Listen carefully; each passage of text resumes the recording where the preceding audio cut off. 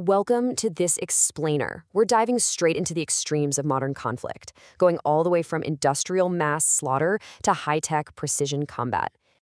Here is our roadmap for today. 1. The nature of warfare. 2. The experience of war. 3. Our first case study, the Somme in 1916. And 4. Our second case study, the Iraq War in 2003. Okay, let's dive right into this. Section 1. The nature of warfare. The 20th and 21st centuries completely redefined how militaries operate, right? Armies grew so massive that entirely new units had to be invented.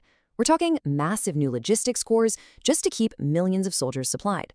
And as weapons got deadlier, highly specialized units like bomb disposal teams had to be created to handle completely new types of danger, both on and off the battlefield. Now, the weapons revolution is really the headline story of this whole period. Let's walk through it chronologically. First up, machine guns. These fundamentally changed tactics because they turned defensive positions into absolute killing zones. Traditional infantry charges just couldn't survive. To counter that brutal trench deadlock, tanks were developed. Then we see the terrifying introduction of chemical and nuclear weapons, a completely new scale of destruction with absolutely no historical precedent. Moving into the mid-century, radar and aircraft took warfare right into the sky. And finally, by the end of the century, we hit computerized, high-tech warfare, where surveillance and precision completely transformed what a military could do from a distance. So how did this tech change the combatants themselves? Well, it brings us to a fundamental shift in 21st century conflict: guerrilla warfare. Instead of two uniformed armies meeting up on a big open battlefield, modern conflict increasingly means fighting insurgents and irregular forces. It's a completely different strategic puzzle.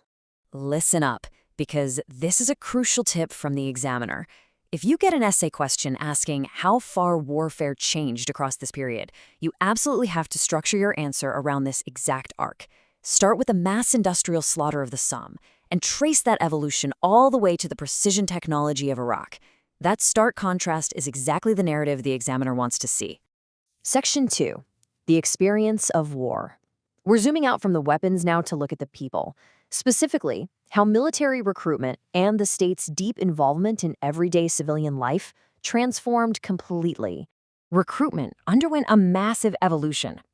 For much of the 20th century, the government actually moved away from voluntary signups and relied heavily on conscription and national service, literally forcing everyday citizens into the military machine. Crucially, women were recruited into the war effort in ways we hadn't seen before, taking on vital roles in factories, auxiliary services, and eventually combat support. But notice the shift. By the end of the century, the pendulum swings back. Britain drops conscription and returns to a fully professional army. That brings us to a huge concept for your exams: the home front. In earlier centuries, civilians were mostly just bystanders to war. But in both world wars, the home front meant the state took incredible organizational control of civilian life. We're talking strict rationing of food, organizing massive civilian evacuations, and of course, civilians enduring direct aerial bombing. The level of wartime state control over everyday people simply had no earlier equivalent. And the impact on civilians went way beyond just the world wars. Post-1945, the intense fear of a nuclear war meant that just the idea of war shaped everyday life and psychology without a single shot even being fired. We also see major societal tension over conscientious objectors, people who refused to fight on moral grounds, which remained a huge point of friction. Plus, government censorship and propaganda became a highly organized, deliberate tool to manage public morale.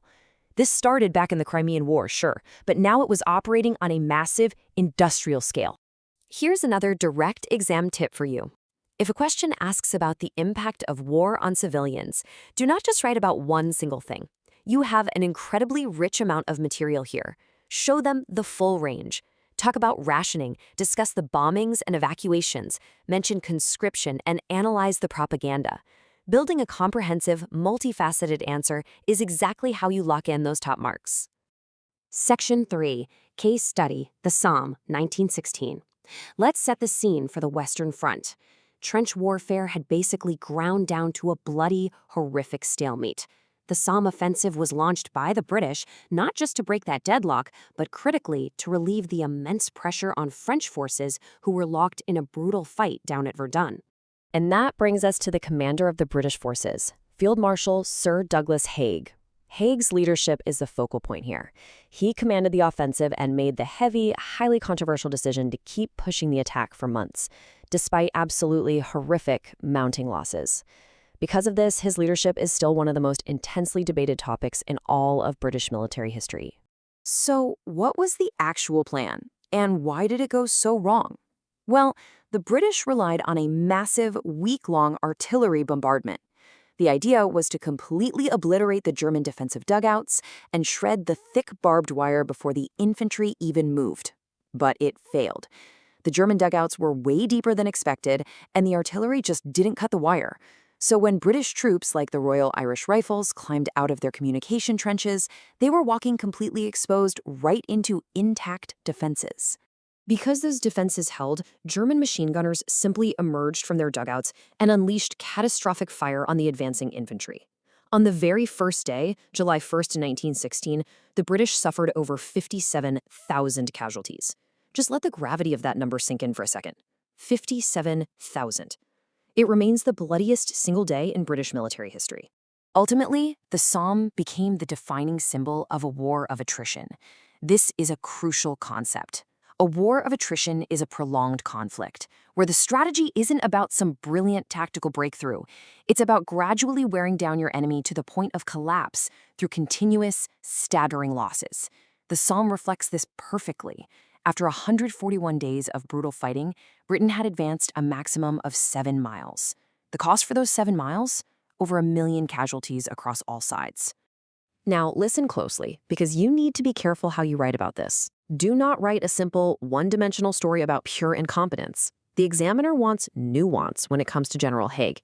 Yes, the battle was horrific, but Allied commanders were also learning incredibly hard lessons about industrial warfare, lessons that directly shaped their successful tactics later on. So framing the Somme as a costly failure that contributed to eventual learning is vastly stronger and more historically accurate than just calling it a pointless disaster. Moving on to Section 4, Case Study, the Iraq War in 2003. Now, this brilliantly illustrates the complete opposite end of the century's story. If the Somme was defined by a slow, muddy, agonizing stalemate, Iraq in 2003 was defined by incredibly fast, technology-driven precision warfare. Think about a Challenger 2 tank operating during Operation Telek. Instead of waves of infantry charging into machine guns, the 2003 invasion was all about immense speed, overwhelming high-tech weaponry, and absolute air dominance. Coalition forces possessed such a massive level of technological superiority that they were able to dominate the battlefield almost instantly. When we put these two case studies head-to-head, the transformation is just undeniable. On one hand, the Somme represents mass infantry sacrifice and trench stalemate. On the other, Iraq 2003 represents warfare entirely revolutionized by real-time intelligence gathering and precision strikes. Using satellite guidance, instantaneous drone surveillance, and precision-guided weapons, coalition forces could hit specific targets with a level of accuracy that would have been literally unimaginable to those commanders back in 1916. Here's your final piece of strategic exam advice. Use Iraq 2003 as your strongest contrast case. The initial military objectives of that invasion were achieved in about a month. That is a staggering difference from 141 days for 7 miles at the Somme. But you absolutely must include this piece of analysis. While technology allowed the initial battle to be won quickly, the war's long aftermath raised profound political questions. Remember, winning the initial battle and winning the long-term war are two very different things. Which leaves us with this exact exam practice question to think about. How significant was technology in changing the experience of warfare in the 20th and 21st centuries? As we've seen in this explainer, a top-tier answer won't just say technology changed everything. It will prove that while technology drastically changed how battles were fought and won, the profound human cost and the incredibly complex political consequences of war remained a constant reality, all the way from the muddy trenches of 1916 to the deserts of 2003. Take these concepts, practice that essay structure, and good luck.